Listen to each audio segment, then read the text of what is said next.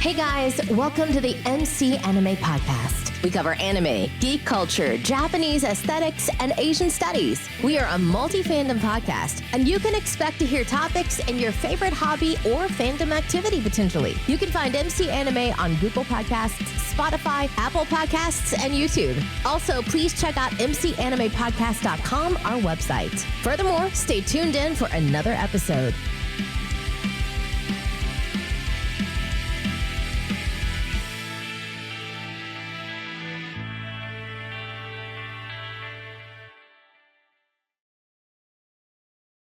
Hey guys, this is NC from NC Anime AfterDark. Today we're back with a guest and good correspondent, Steven. How you doing today? I'm doing good. So tell us about yourself and before we get to today's spooky topic. No, I guess since today we're covering the air disasters, you could call me aviation enthusiast. That's a really hobby that I am into. I watch all the air disasters by heart. And when I'm not doing that, I work in the hospitality field. That's basically it. Okay. Well, yeah, we're going to get into Flight 191 and it wrote a cursed number. So, Flight 191 as a cursed number. Where does this kind of be on the path of being a cursed number? So 191 is the plane's registry number. Most people should know that. I guess first we have to reference ATC. They have these little papers that list the plane's companies. So let's say Delta is a big one, and that's one of the companies we'll be talking about. Delta 191. You have the company and then the registry number. What's going to come in play in the first part of our session will be Delta 191, because that's where the curse starts. Delta 191 was coming into the airport. At first, it was a sunny, nice day, calm skies. But as they got closer to the airport, storms developed. The storms developed so fast they got stuck in a thunderstorm. Now, the problem with the weather data, like NOAA, back in 1985, is the technology they used did not account for microburst. Do you know what that is, Mason? Yep. Okay.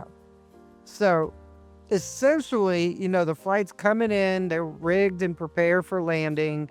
They got the slates down, the flaps down, all that stuff. And they're going in, we're instructed by ATC to maintain 160. The reason for this is they have other planes in front of this plane. So they're slowing them down to give space. So they're going slower as they're getting hit by the thunderstorm. They tried to go around it, but they got stuck in it. Now, normally planes can make it through this, but they ran into a microburst. And what it does is, look at my hand. If it's up here, they're at maybe 1,500, which is a good maneuver fixable height. But the microburst shot them straight down there to 500. Now, that would have been fine, but then it came around like a, what do you call it? That little thing you throw, a boomerang, and hit them again, and the plane went right down. True. So we're going to talk about that registry number because that was the beginning of the curse. Well, you could also say, yeah, Go ahead. other versions of that flight too. But 1991 is pretty much the most famous one, the microburst. We're going to talk about the first two versions because I don't know about the other two. I know the third one was a runway excursion, but that's just a run-in on the airport. But the two most famous ones are the first one we're talking about, with the first one when they hit the microburst, and then the one that happened at O'Hare. Yeah. And that would probably be the encompass of this session because that's a lot to do in an hour. So I guess we could start as they're going through the storm, or do you want to talk about the after effects after that? Because I told you the first initial part of what they're doing. And you can watch an air disaster, the first season, first episode. That's what this one is. I've seen it, how many times? Well, typically, before we get into that, typically airport if there's a plane crash, will the company will retire that number anyway? Well, the company, they might send their own investigator, but usually the aircraft, like recently, we've had what you call the NTSB. Yeah. They're usually the ones that investigate because the government also gets involved. Let's reference how they're trying to blame Trump for everything. Well, the NTSB is a non-biased part of the government. They are part of the government, but they're not a part of the government. They're part enough of the government as they give the report to the government, but they do not make rulings on the accident to appease either particular party. Yes. Um, But typically, if a plane crashes, they will retire the number anyway from that company. It's just pretty standard practice for that to happen. Because the fact that there's multiple flights of 191 that have crashed, multiple companies have actually retired the number. And either you can say the cost is due to 191 or just a weird coincidence of so many flights with 191 of these companies retiring it out of the system. there was also, stop me if I don't pronounce this wrong, print a motion about this flight. Yes. It was an actress, one of the Wagners. I don't remember her name, but this is historic. You can look this up. She was supposed to be on the 191 out of O'Hare, which is the second one we're recognizing. And she had a premonition and decided to skip the flight. Had she been on it, she would have been dead too. True. So that's part of the reason the airlines decided, well, if it's going to be out there where people are going to think they're going to die, maybe we should not put that on our registry. Because it's the air companies that decide what a plane's numbered. True. And there's not many airlines that still have 191. I think United and Spirit might have been the last one to have it, but they don't really matter as much. Yeah, but it was the second instant when that print of motion happened. The weather one, the first one I described, the NTSB's cause was wind shear and pilot error Yes. because of how they reacted to it. Yeah, and the reaction to the microburst from that 911 was more training how to deal with microbursts. Well, the thing is, they couldn't train because back then the weather equipment they had didn't account for the microburst. Well, It was yes, not. yes, Yeah. yes. But they were the situation that they could train was how to deal when the plane is under a microburst. How, like, what motion can you take to? That's what they looked at. But the most oddest thing was the two pilots piloting that plane was the cream de crop of Delta. Like, they have so many flight hours together that the NTSB was wondering how they put themselves in that situation. Yeah. As the thing is, microburst is such a phenomenon that happens as much to know about it. But since that crash, there wasn't the improvement to take a measure to improve it. Since that crash, one of the main things that the NTSB said that was, well, the crash was very sad. Part of their job is, even if the whole plane dies, they want to see what they can take out of the crash to improve. Yes. Now, the original 199, what they said, one of the things they recommended that the airports and the companies adapt is more technology under weather, because the planes do have a radar in them. Yes. But at the time of that plane, that radar did not account for microburst. Yes, Doppler radar is really good at predicting at potential moments where a microburst can happen. When the change of speed and air current can set up a situation like that, Right. probability of it. And that was one of the key advancements that the NTSB stressed with the companies and the FAA. They stressed with the FAA that this needs to be put into every plane. And there's Doppler at the airport, and now the planes have technology, and they're one radar they keep in there that can show a warning for a microburst so that the flight crew can prepare what they're going to do before they hit that area, what they're going to request. Because flight crews do not like to go through thunderstorms. So they will request any altitude, go around. It inconveniences the people, but it's easier on the plane.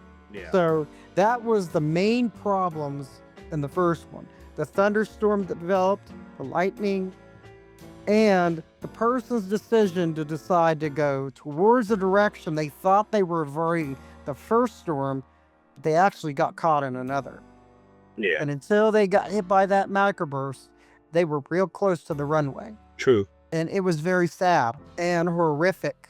If you were there, it would have been horrific to watch what happened to that plane. Think about all the people that didn't survive. Yeah. It's also important to know that, let's see, 1890 was that Delta or was that American Airlines?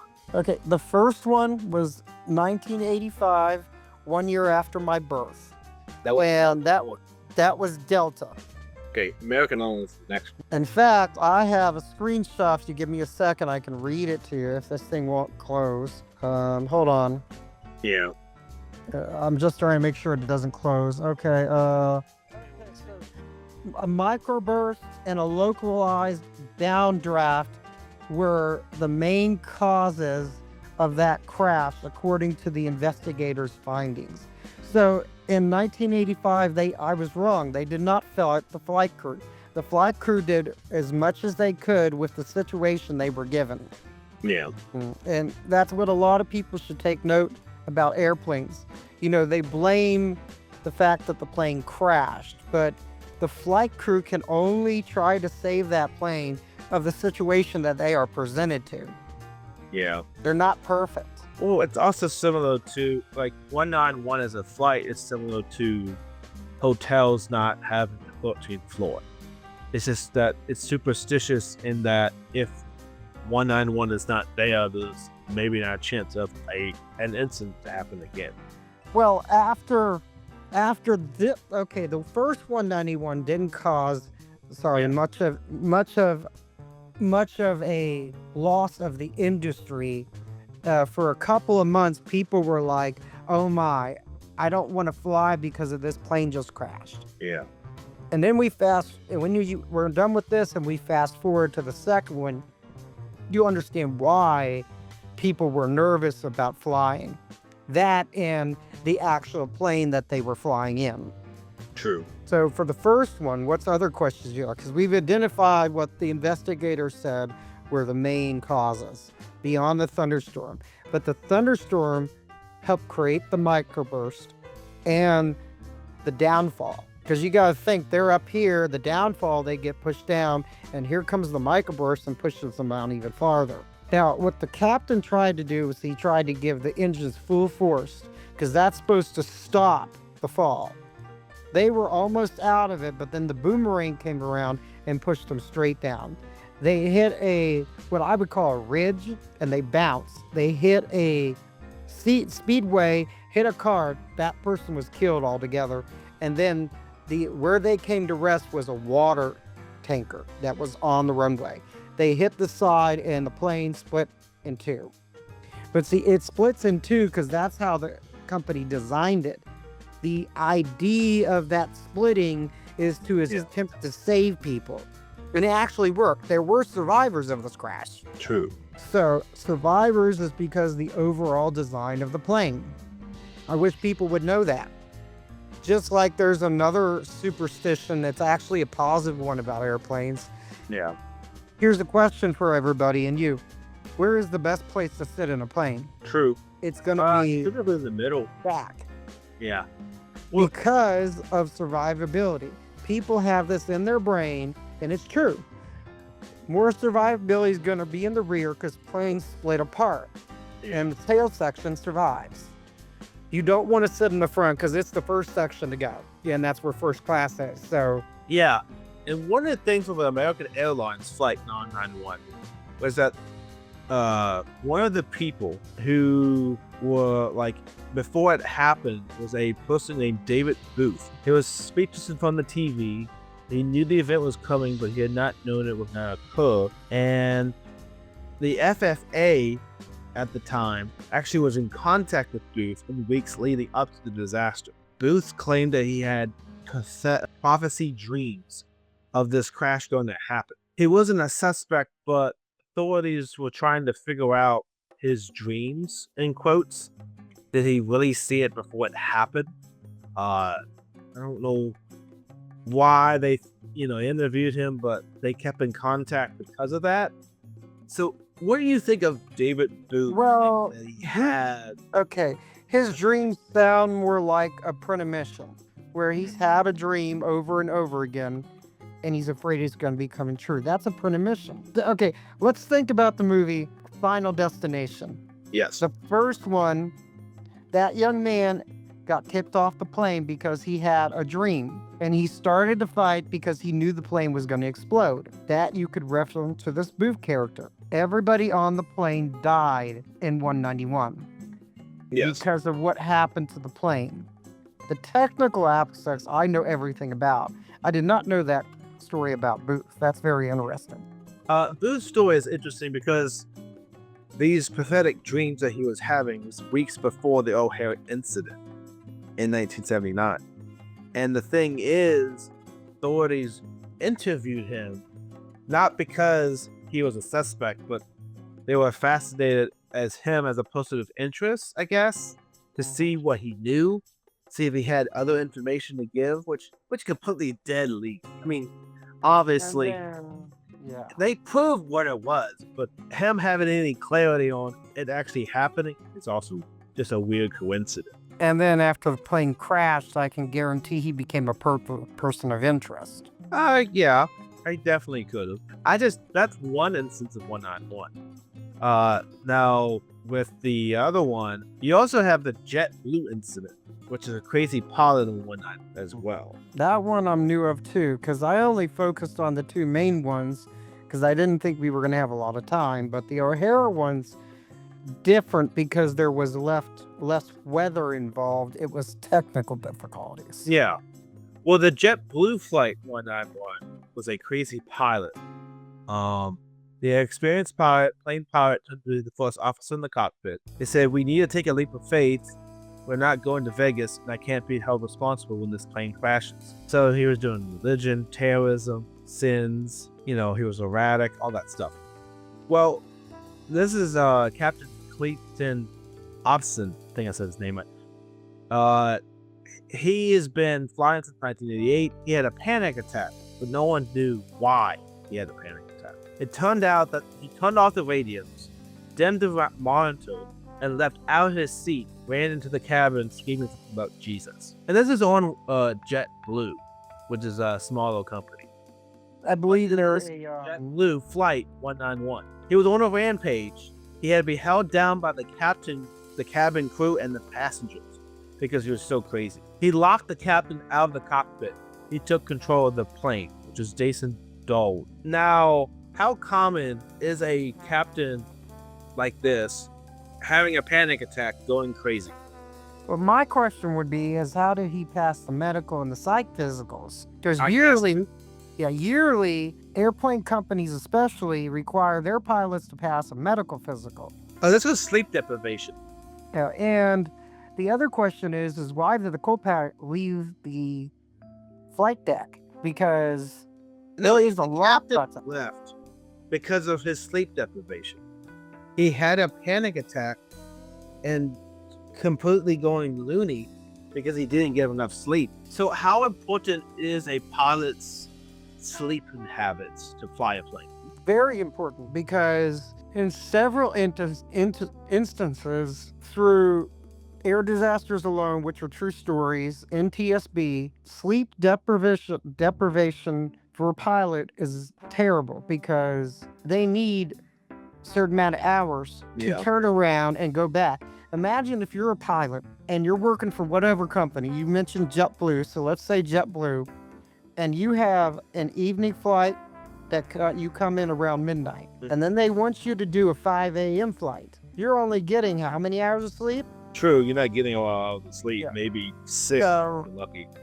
There's been case studies where the NTSB got in and they told the FAA that they need to mandate that a pilot needs at least 5 hours of rest period, which is after company time. So if you're flying to another city, let's say you're going to, I don't know, the United States to Paris, what companies will usually do is put the pilot and the co-pilot up in a hotel room. Yeah. And they're required to get so much sleep and to report back an hour before the flight, because they have a lot of stuff to do before they take off. They've got so many checklists that probably would stress me out. True. And the funny thing is, because he was so not his outpost, he was banned from flying, but they could not bring criminal charges because of his insanity. So pretty much he can't fly anymore, but he's part of this 191 mystery. Sounds like to me you got a get out of jail free card. I don't know. If you start spouting craziness and you're on the same flight that's been crashing, wouldn't that also support that they can make the pilots go crazy to make a crash in the first place? Well, I mean, there have been other incidences in different countries. One was at German Rings, but I can't remember what company. The captain had left the flight deck to go to the bathroom. And the co-pilot locked the door, because the pilots have this switch where they can lock the door, like for security reasons nowadays. Yes. And it was determined after the fact that the co-pilot was having a lot of PTSD problems and everything. Psych. He convinced his psychologist to pass him when he was not fine. And he took the plane off of autopilot and set a new destination right into a mountain. Oh. Yeah, I can see that. But that's not 191 craziness. So that goes to your point.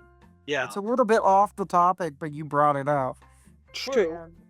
And it's just so strange that this was JetBlue 191, 2012, that this happened. Well, I would hope JetBlue has gotten better with their psychological assessments by him. But the thing is, the psychological assessment at the time was because of sleep deprivation by the psychologist.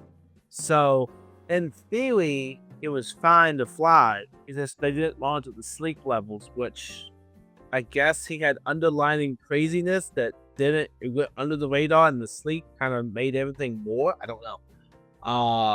So that's that one. That goes back to your comment and mine of the NTSB went to FAA and said you need to mandate a certain amount of sleep, because there's been other incidences where a co-pilot will be flying with the pilot and the pilot starts freaking out because they were assigned flights back to back to back with no sleep time. And that's more the company's fault. But here comes the FAA. Let's say you're a company, I'm the FAA. I'm telling you, hey, Mason, you have to give your pilots a sleep period. And now they have to do it because the FAA they're the one that allows the company to operate. They can yank their license. True. It's also important to know that, do you think that someone's mental health is impacted by the flight number? Or do you think it's impacted by other stuff that's not superstitious?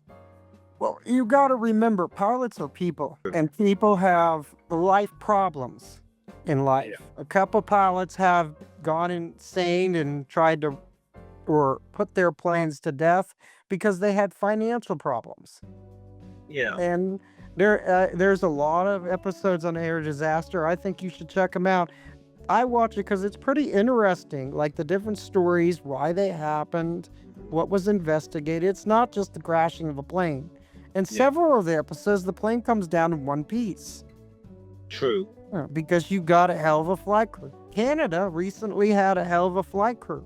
If you didn't read that, everybody on that Planet flight that flipped over survived because they had a really hell of a flight crew. I mean, there were some major injuries, but nothing that the hospital couldn't treat.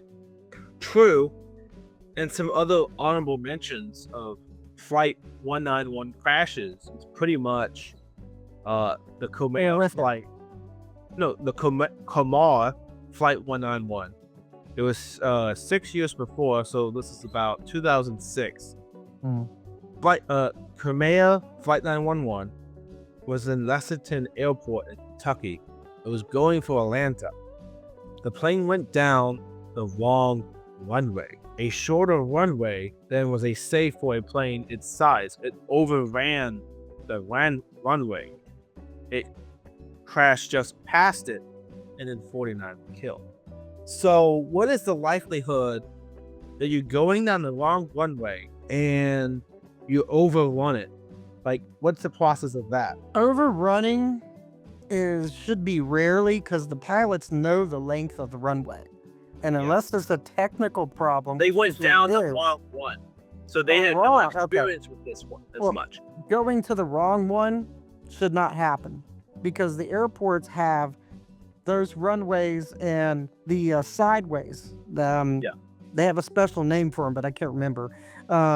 That they have all them numbered. So if you're the pilot and I tell you go to R4, you're going to have a big sign that says R4. Now that may not be the actual runway, that's going to be the side one. They go to the side ones because of the traffic coming in. And LAX, which is Los Angeles National, is notorious for this. They have airplanes taken off every 1.5 minutes, in and out. They have to send those planes landing onto the sideways to await a terminal. Yeah. Now, going down the wrong way, which shouldn't happen unless the pilot misunderstands that they're supposed to be, on the apron and not on the runway. Because pilots can misunderstand instructions from ATC. It's happened. But what they're supposed to do is call back and clarify, what did you want me to do? And they're allowed to do that. They can say back, this is flight 187. I did not hear your last. And the traffic controller is going to repeat. I said, go to runway 4R4 and repeat when you're waiting for takeoff. If they go down and get hit, it means they're not following those procedures. And yeah, you can blame a little bit on ATC, but only the fact that you didn't report back, that they didn't know the airplane was there. Well, they don't know the airplane's there if the pilots are repeating the messages or in file or instructions. I think they went down the wrong runway because of the Flight 191. Yeah. That's maybe that could have been a curse. Because not only that, we can get back to O'Hare, because O'Hare is actually haunted. Oh, you think it is? No, it is. I looked it up. Oh. Because of Flight 191 that went down there are still individuals remaining there. Now, 191 in O'Hare was unique because it was a technical problem. True. Now, okay, so I can't remember the flight crew's names. I think one was named Dalton, but they were taken off. I'm watching O'Hare on Air Disasters when I was watching it, and takeoff went pretty standard according to the black boxes that the NTSB listens to. And the black boxes, before we go further, basically they record all the interactions. One of them, there's two, records all the voice interactions in the cockpit. The other one records all the inputs the pilot did to the airplane before it was cut off. So they're taken off, and because the flight went down and nobody survived, all the NTSB has to go off as the black boxes. Because they can withstand pretty much good damage and be okay. Yeah. Like they can, those boxes can withstand an inferno and still be fine. True. So they're listening to it, and all the transmissions are professional. Everything they did, they prepared their flaps, their ailerons, and it's taken off. As they're taking off, this is when the problems start. The left engine fell completely off. The pylon that held it there fell completely off. And it started to go on fire before it fell off. The only reason this was confirmed is because the pilots couldn't see it, but ATC could. Oh, okay. And they rated them from the tower, because that tower was pretty high. And they tried to tell them, 191, you have lost the engine. Well, at this point, because they lost their bounds, they have to keep climbing. The rule when you teach a pilot is you have to keep climbing. It's better to get up there and analyze the problem when you have enough 1,500 feet to do so, than try to analyze on a low level, like that medical jet recently that went. Yeah. Now, we can go into that in a minute. But the plane went sideways because they just lost the engine. Now the plane's unbalanced. But the thing is, what puzzled MTSB was before it crashed was those planes are designed to land on one engine. Yeah. So what was puzzling the investigators, you've got an experienced crew like the first one. Why could they not have landed that plane? If you have a crew combined over 2,900 hours, why? Yeah, that's pretty much a good flight crew. Seeing the fact that a first officer has to have at least 1,200 hours and a captain 1,800. And you've got an experienced crew that has well more than that. MTSB investigators were puzzled. Why couldn't they land that plane? What was the reason? Well, The simple reason. Huh? What was the simple reason why they couldn't do it? Pilot error is what they said, because whatever inputs they told the plane to do, they could have recovered out of that. So interesting. That brings up another thing with the last crash from Flight 101. When AO in 1972 was in Puerto Rico, they crashed a plane while attempting to land it. So, landing a plane. What is the sequences for landing a plane properly when everything is going right? Well, when you land a plane, cruising time is the pilot's break. Yes. So if you're gonna fly soon, you'll notice during cruising time you can get up, walk around, and all that. That's because this is the pilot's break.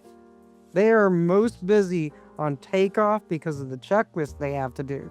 They used to have to do paper ones.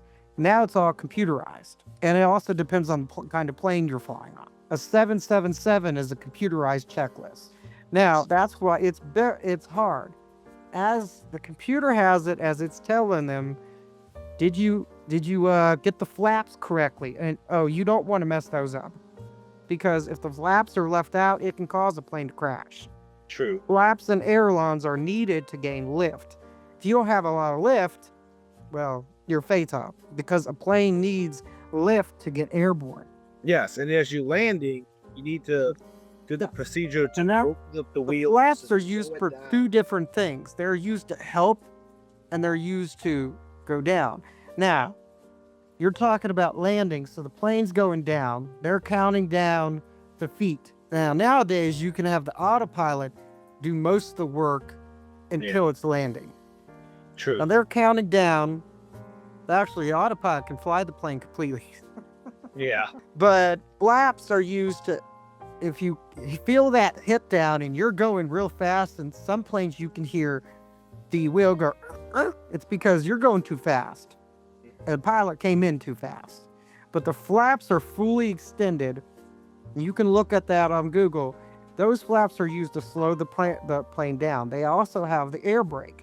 They position that. Yeah. And they pull this big lever that controls the engines all the way back.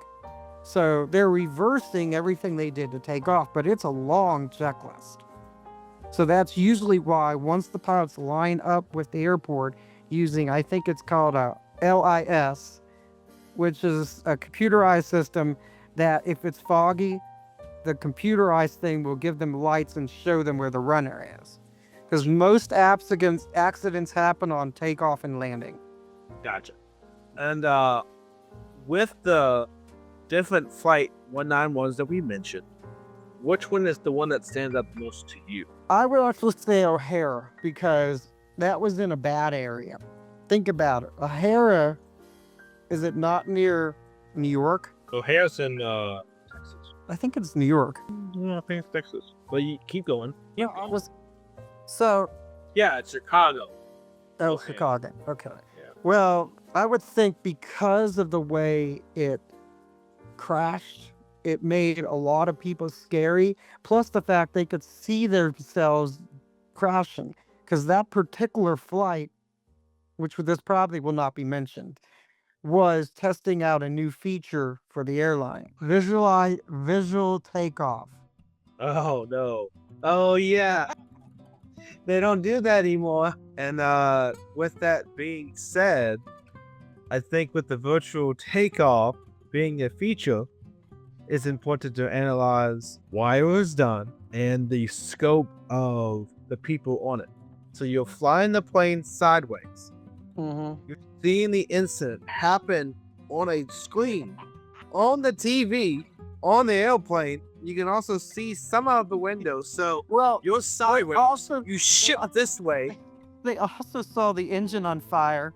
And not only that, if you're next to the window seat, you can see the... So pretty much the entire thing of visual before they're going down is kind of scary. The fact that I was on flight 191. I wouldn't want, honestly, if I know the plane's going down, I don't want that visual thing. I don't want to see. If you had that visual thing, guess what? You might be haunting O'Hare as well, like the other ghost had been. Well, So see, it is rumored that the victims of the 191 are still at the airport. true, because it happened in such an abrupt way. I think if that is yours, mine would probably be JetBlue 191 with the crazy pilot getting sick. Well, I mean, you want to fly in one of those. No, The one that didn't crash. the JetBlue pilot didn't crash, but the captain was restrained by passengers and the crew.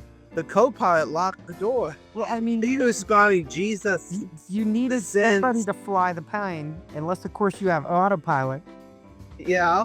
Or, he can always join David and his pathetic dreams, telling a prophecy. So, you choose your battle there. But those are some of the crazy instances with Flight 191. I still think that Flight 91 is pretty much an unused number, regardless if it's still used or not, in maybe like 2 airports or 2 companies. This is what I believe.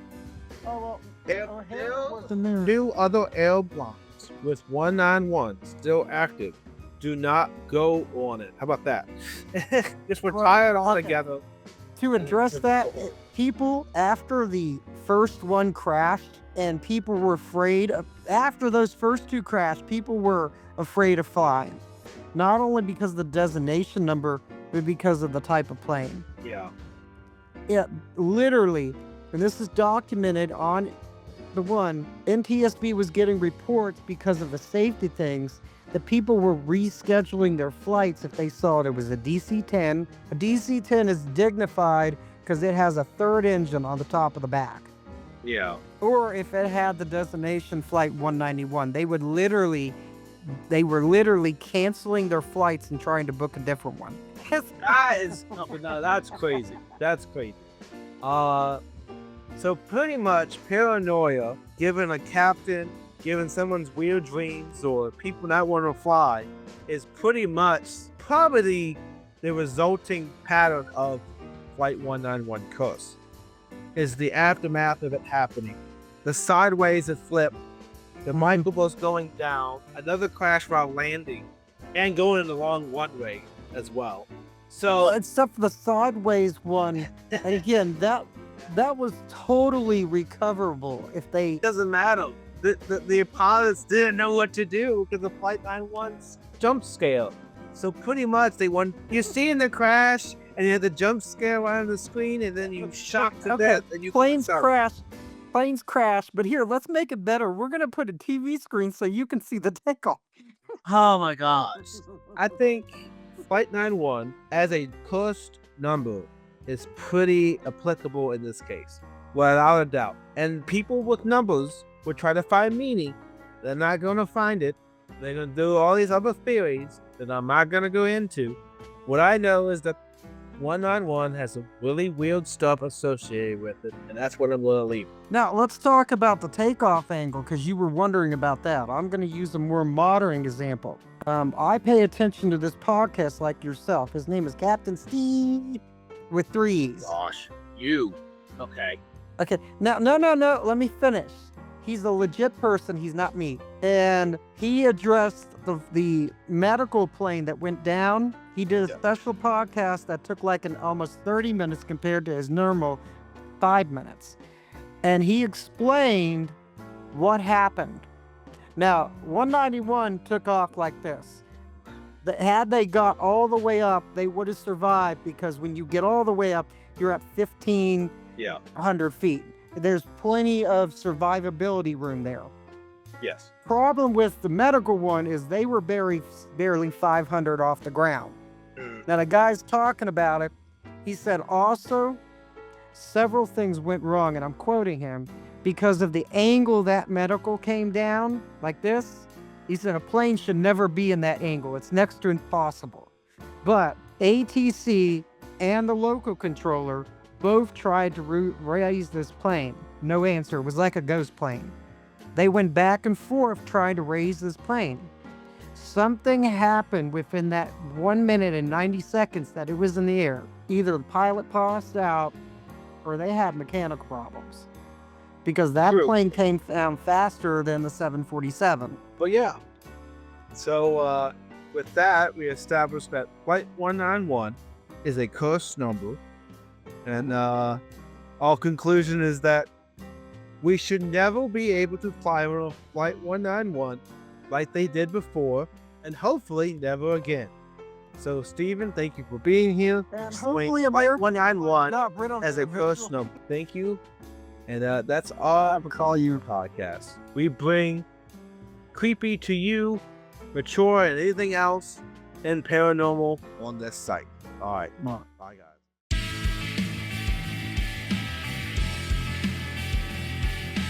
This concludes another episode of MC Anime Podcast. MC Anime Podcast is available on podcast directories like Google Podcast, Apple Podcasts, Spotify, iHeartRadio, and YouTube. We also have our website at mcanimepodcast.com. If you want to directly support us, then follow Patreon blog MC Anime. Finally, if you want services for hire, then we're available on Fiverr for audio and video production, graphic design, idea consulting, and blog and article writing.